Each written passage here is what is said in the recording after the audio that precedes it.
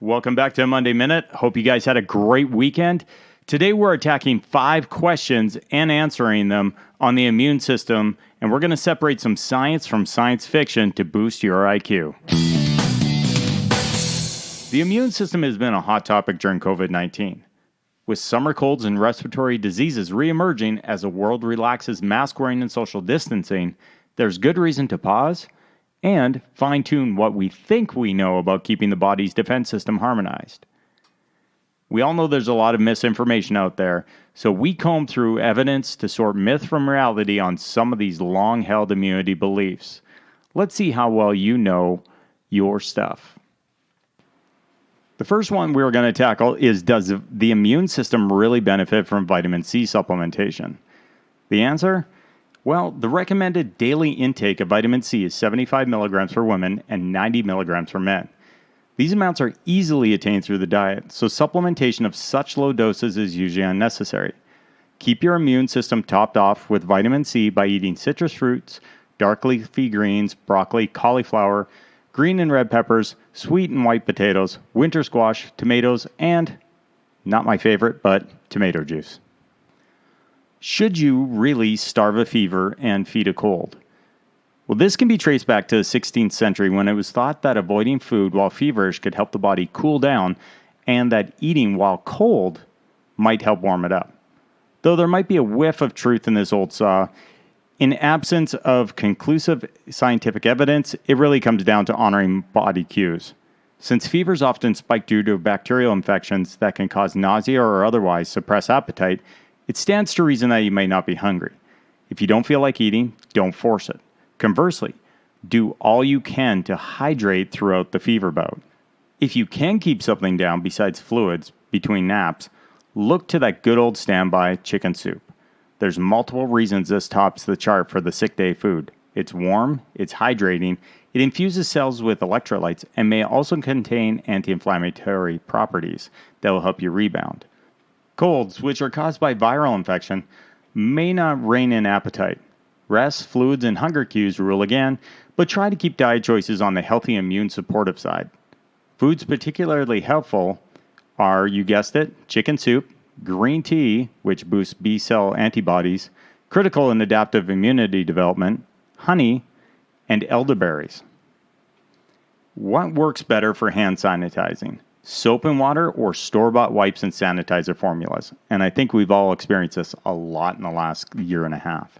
Well, the answer is that the CDC gives a definitive nod to soap and water because it reduces the amounts of all types of germs and chemicals on your hands. Alcohol-based hand sanitizers can quickly reduce the number of microbes on your hands in some situations, but sanitizers do not eliminate all types of germs.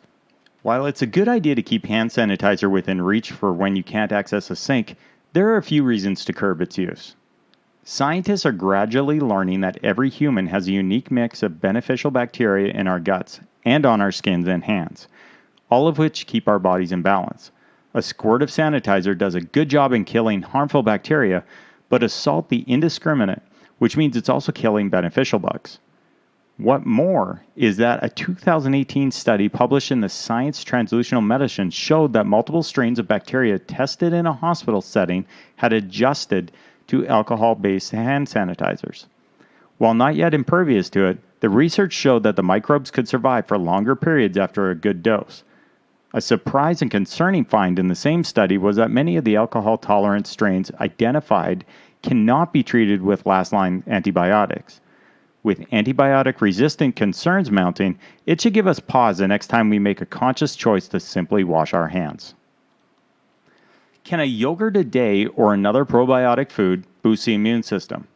The answer, unfortunately, is that no food, habitually consumed or not, can absolutely bulletproof your health. What's clear is that diet plays a strong role in building and maintaining the microbe, which is central to supporting the digestive immune system. Prescribing exact eating plans and doing a blanket recommendation doesn't work because each person's digestive microbe is exclusive. We don't know what mix of microbial species and colonization is best for maintaining each person's health and avoiding disease. Factors that come into play for individuals include our genes, epigenetics, immunities, medications, past illnesses, and activity levels. among other variables. Generally speaking, a good rule of thumb for bolstering digestive health is to consume less sugar and refined flour, and to load up on whole foods and as many veggies as possible. And last question that we've got is, does exercise boost or reduce the immune system? Regular exercise is one of the cornerstones for good health and well-being. Among dozens of health benefits exercise conveys, its protective benefits against the ravages of lifestyle diseases such as cardiovascular disease, type 2 diabetes, overweight, and obesity are well documented. But does that extend to immunity? The National Institute of Health reports that while the exact mechanisms are yet unclear in literature, regular exercise appears to increase human immunity to certain illnesses. Theories of how this happens include that exercise promotes improved circulation, which allows components of the immune system to move more freely and efficiently through the body. Physical activity may help flush out bacteria of the lungs and airways, which could reduce the chance of getting a cold, flu, or other illnesses. Exercise causes change in antibodies and disease-fighting white blood cells.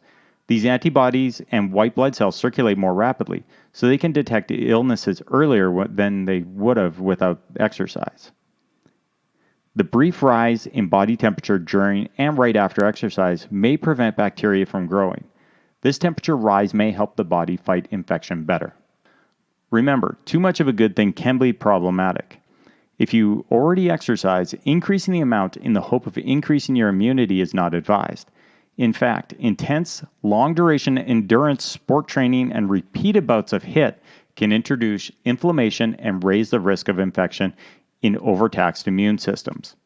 Well, that wraps up another episode of the Monday Minute. Thank you so much for listening. If you haven't already done so, subscribe to Performance Theory with Mike Clark so you never miss an episode. And while you're at it, don't forget to rate and review us. We're available for free at Apple Podcasts, Spotify, Google Play, Amazon Music, iHeartRadio, and everywhere else you get your streaming audio. You can also listen at MikeClarkLife.com. Check the show notes for more information about what you heard here today and links to all of our guests. If you want to reach out to me, you can find me on Twitter, Facebook, and Instagram at MikeClarkLife. We'll see you next time for more Performance Theory.